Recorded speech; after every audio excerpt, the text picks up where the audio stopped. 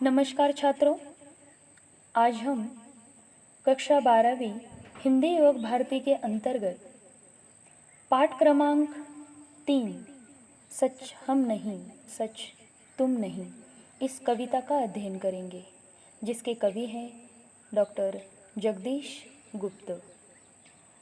कवि परिचय प्रथम हम देखेंगे।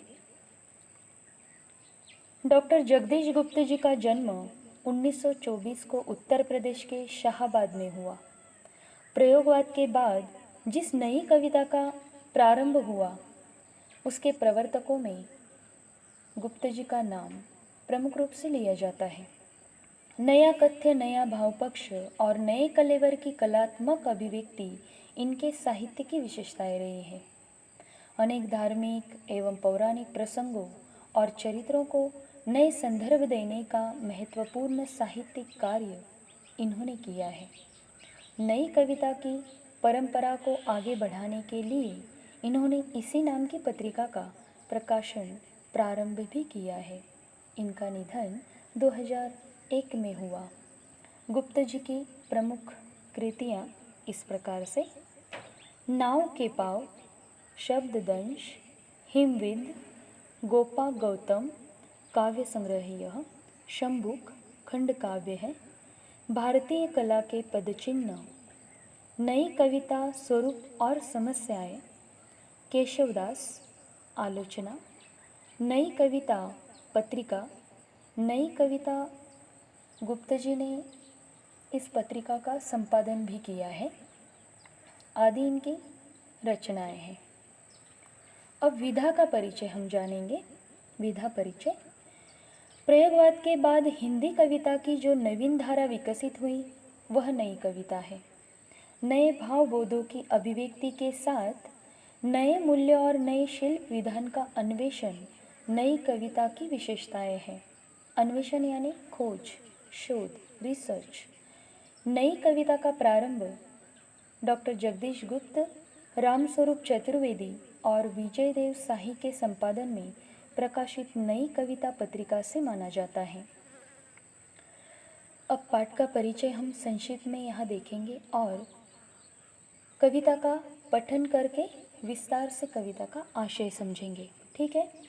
पाठ का परिचय: प्रस्तुत नई कविता में कवि संघर्ष को ही जीवन की सच्चाई मानते हैं और सच्चा मनुष्य वही है जो कठिनाइयों से घबराकर, मुसीबतों से डर कर न कभी झुके न रुके, परिस्थितियों से हार न माने। राह में चाहे फूल मिले या शूल, वह चलता रहे, क्योंकि जिंदगी सहेज चलने का नाम नहीं, बल्कि लिख से हटकर चलने का नाम है। हमें अपनी क्षमताएं स्वयं ही पहचाननी होगी। राह से भटक कर ही मंजिल अवश्य मिलेगी। भीतर बाहर से एक सा रहना ही आदर्श है। मतलब ट्रांसपेरेंसी होनी चाहिए। हमें अपने दुखों को पहचानना होगा, अपने आंसुओं को स्वयं पोंछने होंगे तथा स्वयं योद्धा बनना होगा। जीवन संघर्ष की यही कहानी गुप्त जी हमें इस कविता के माध्यम से समझाते हैं। वो कहते हैं पहले पद में कि सच हम नहीं सच तुम नहीं, सच है सतत संघर्ष ही। सच हम नहीं सच तुम नहीं, सच है सतत संघर्ष ही। संघर्ष से हटकर जिए तो क्या जिए, हम या कि तुम। जो नत हुआ वह मृत हुआ, जो वृत्त से झरकर कुसुम। जो पंथ भूल रुका नहीं, जो हार देख झुका नहीं। जिसने मरण को भी लिया हो जीत, है जीवन वही। सच हम नहीं सच तुम नहीं। वृंत यानी डंठल, पथ या पंथ यानी मार्ग। पथ भी हम कह सकते हैं और पंथ भी बोल सकते हैं। पंथ यानी मार्ग। कवि इस नई कविता के माध्यम से लगातार संघर्ष करने की एक तरह से प्रेरणा देते हैं। सच्चा मनुष्य वही है जो कठिनाइयों से कभी घबराता नहीं है, मुसीबतों से डरकर कभी झुकता नहीं है, बल्कि बिना रुके लगातार चलता रहता है। विषम परिस्थितियों में भी हार नहीं मानता है। और ऐसा ही मनुष्य संघर्ष से अपने जीवन को सार्थक बनाता है, सफल बनाता है। जो मनुष्य जीवन के संघर्ष, उतार चढ़ाव या कठिनाइयों के आगे झुक जाता है, वह समझो मृतक समान है, मृत्यु के समान है। ठीक उसी तरह जैसे डंठल से गिरे हुए फूल के समान। अतः सच्चा मनुष्य ईमानदारी से सतर्क और सजग होकर आगे बढ़ता है। कभी मार्ग भूल जाने पर भी नहीं रुकता है, कभी असफलता मिलने पर भी हार नहीं मानता है, बल्कि सफलता पाने के लिए संघर्ष करने में जुट जाता है। ऐसे साहसी मनुष्य अपनी मृत्यु पर भी जीत हासिल कर लेते हैं। कवि के कहने का तात्पर्य यह है कि सच्चा जीवन वही है जिसमें मनुष्य ने मृत्यु पर भी जीत हासिल की हो, अर्थात मरते दम तक संघर्ष करते रहने में ही जीवन की सार्थकता मानी हो। देखिए कि सच्चा मनुष्य किसे कहेंगे, इस संकल्पना को इस पद में एक तरह से स्पष्ट किया है कि सच्चा मनुष्य कौन है? जो सतत संघर्षरत है, वही सच्चा मनुष्य है। परिस्थिति चाहे जो भी हो, स्थितियाँ चाहे जो भी हो, कोई भी समस्याएं आए, पर वो पीछे नहीं हटता है, वो आगे ही बढ़ता है, महज संघर्ष करता रहता है। दूसरा पद,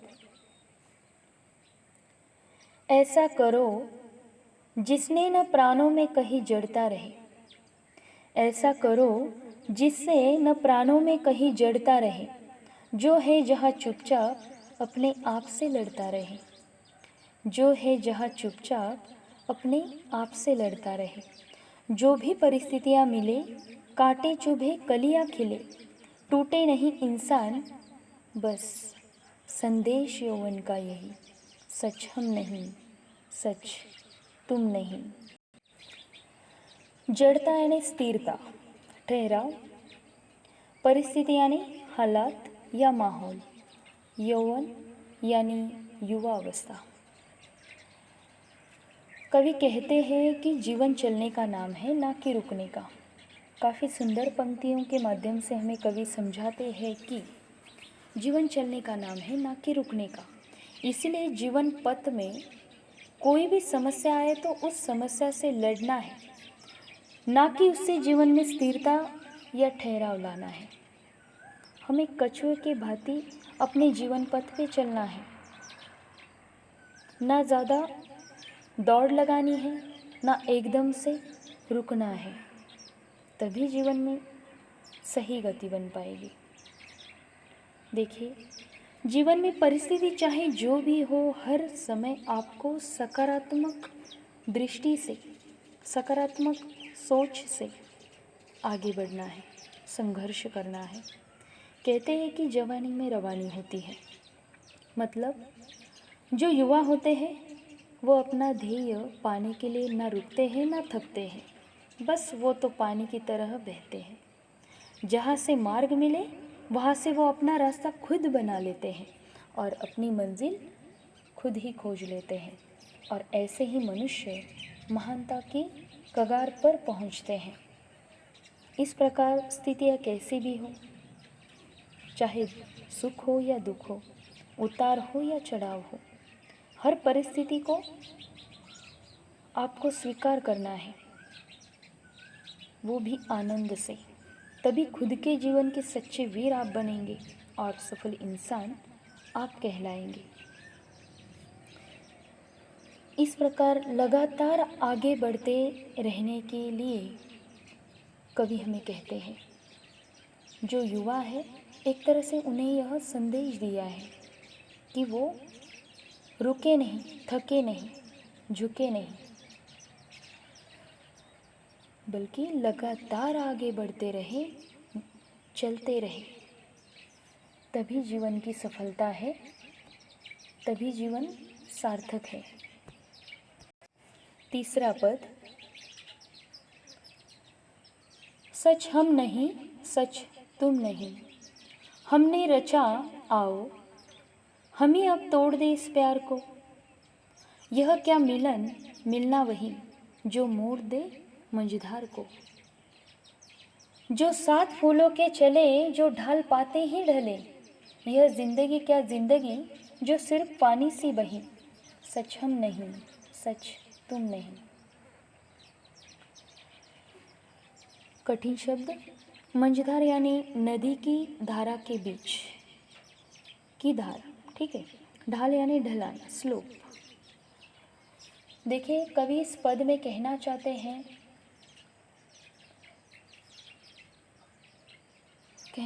हैं कि मनुष्य के सामर्थ्य और साहस ने ही अब तक सृजन का कार्य किया है।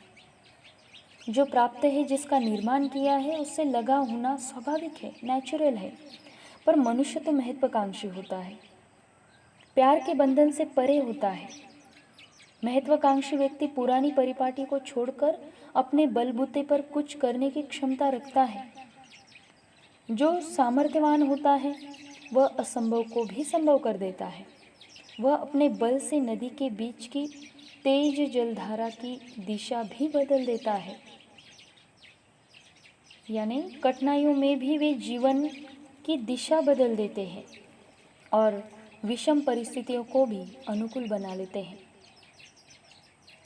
पर यदि जीवन में फूलों का साथ मिल गया, अर्थात कठिनाइयों के बिना तो जीवन पानी के समान है, व्यर्थ है। क्योंकि सुख में हम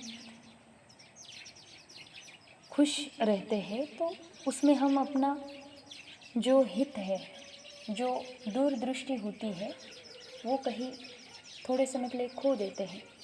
लेकिन दुख में हम क्या होते हैं, खुद के साथ होते हैं कि गलत कहाँ हुआ है, आगे क्या करना चाहिए, ये सोचते हैं। तो अतः मनुष्य को अपने सामर्थ्य का पता तब चलता है जब राह में उसके काफ़ी रुकावटें आती हैं, मुश्किलें आती हैं। तभी सही मायने में उन रुकावटों को, समस्याओं को दूर कर वह आनंद की, सुख की अनुभूति प्राप्त करता है। तात्पर्य यह है कि संघर्ष और कठिनाइयों के बिना जीवन में आनंद ही नहीं है, व्यर्थ है। चौथा पद। अपने हृदय का सत्य अपने आप हमको खोजना, अपने नयन का नीर अपने आप हमको पहुँचना। आकाश सुख देगा नहीं, धरती पसीजी है कहीं, हर एक राही को भटक कर ही दिशा मिलती रही। सच हम नहीं, सच तुम नहीं। काफ़ी सुंदर पंक्तियाँ हैं। पुनः एक बार। अपने हृदय का सत्य अपने आप हमको खोजना, अपने नयन का नीर अपने आप हमको पहुँचना। आकाश सुख देगा नहीं, धरती पसीजी है कहीं, हर एक राही को भटक कर ही दिशा मिलती रही। सच हम नहीं, सच तुम नहीं। कठिन शब्द देखें। नीर यानी पानी, धरती यानी पृथ्वी, धरा, राही यानी मुसाफिर या यात्री। अब देखिए कवि कहते हैं कि हमें अपने हृदय की सच्चाई को स्वयं खोजना है, अर्थात अपना मार्गदर्शक खुद बनना है, अपनी सहायता स्वयं करनी है। कोई दूसरे हमारे मन की व्यथा कथा नहीं समझ सकते हैं, ना ही हमारी मदद करेंगे। इसलिए दुख में स्वयं का ही सारथी बनो। अपने आंसुओं को खुद पोंछना है। आकाश ने भी आज तक किसी के आंसुओं को पोंछकर सुख नहीं दिया है, और न तो ये धरती भी किसी के दुख को देखकर पसीजी है, अर्थात दूसरों के दुख के लिए दया की भावना नहीं जागी। इस दुनिया में कोई भी शुभचिंतक या सहायक नहीं होता है। इस जीवन में हर एक व्यक्ति को भटकना पड़ता है, यानी परिश्रम करना पड़ता है, और परिश्रम करने से ही सही दिशा की प्राप्ति होती है। अर्थात आत्मनिर्भर बनकर प्रयास करते रहने से ही हम कभी न कभी तो अपने लक्ष्य तक, मंजिल तक पहुंच ही जाते हैं। कवि ने इस पद में आत्मनिर्भरता की बात की है कि हम स्वयं कैसे अपने सारथी बने, अपने मित्र बने, इस पे ज़्यादा बल दिया है। अंतिम पद, बेकार है मुस्कान से ढकना हृदय की खिन्नता, आदर्श हो सकती नहीं तन और मन की भिन्नता। जब तक बंधी है चेतना, जब तक प्रणय दुख से घना, तब तक न मानूंगा कभी इस राह को ही मैं सही, सच हम नहीं, सच तुम नहीं। कठिन शब्द देखें। खिन्न यानी उदासी, दुखी। आदर्श यानी उत्तम, श्रेष्ठ। भिन्न यानी अलग। प्रणय यानी प्रेम या प्रीति।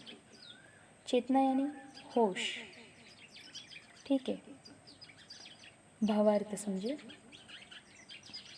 कवि इस पद में कहते हैं कि बनावटी मुस्कान से मन की व्यथा, दुख को छिपाना बेकार है और गलत भी, क्योंकि सच्चाई से हम कोसों दूर चले जाते हैं। अर्थात मनुष्य को अपनी पीड़ा छिपाने की जरूरत नहीं है। उत्तम और श्रेष्ठ वही होता है जिसके तन और मन का मेल हो, समानता हो। मन में कुछ होना और चेहरे पे कुछ और दिखाना उचित नहीं है। इस कटु सत्य को हमें स्वीकार कर लेना चाहिए। दुख तो हमारे जीवन का अभिन्न अंग है। अभिन्न यानी जो भिन्न नहीं है, अलग नहीं है, ऐसा अभिन्न। दुख में ही हमें शक्ति मिलती है सुख की ओर बढ़ने की। दुख में ही हम खुद को लेकर सही सोचते हैं। मुझे लगता है कि दुख में हम खुद के साथ होते हैं और सुख में एक तरह से खुद से दूर होते चले जाते हैं। अतः दुख के बिना जीवन संभव ही नहीं है। फिर भी मनुष्य सुख पाने की लालसा में सदैव प्रयासरत रहता है। कवि कहते हैं कि परिस्थिति कैसी भी हो, जीवन घोर दुखों से क्यों न भरा हो, पर हमें तब तक चलते रहना चाहिए जब तक लक्ष्य की प्राप्ति नहीं हो जाती। कहने का तात्पर्य यह है कि संघर्ष करने वाला ही जीवन का लक्ष्य प्राप्त करता है। इस प्रकार से जगदीश गुप्त जी हमें समझाते हैं कि संघर्ष करना ही सच्ची वीरता है। जीवन मिला है तो सुख दुख आएंगे ही, क्योंकि जीवन रूपी सिक्के के दो पहलू हैं, सुख और दुख। इसीलिए दुख की चादर ओढ़े नहीं रखना है, बल्कि समस्याओं से दो हाथ करने हैं, यानी संघर्ष करना है। संघर्षरत रहने की प्रेरणा एक तरह से कवि यहाँ देते हैं और आत्मनिर्भरता की बात यहाँ करते हैं कि हमें आत्मनिर्भर होना चाहिए। दूसरों के सहारे हमारे जीवन की नैया पार नहीं हो सकती है, इसीलिए खुद का जीवन है तो खुद ही अपने नियमों से उसे जीना चाहिए। इस प्रकार यह कविता यहाँ समाप्त होती है। धन्यवाद।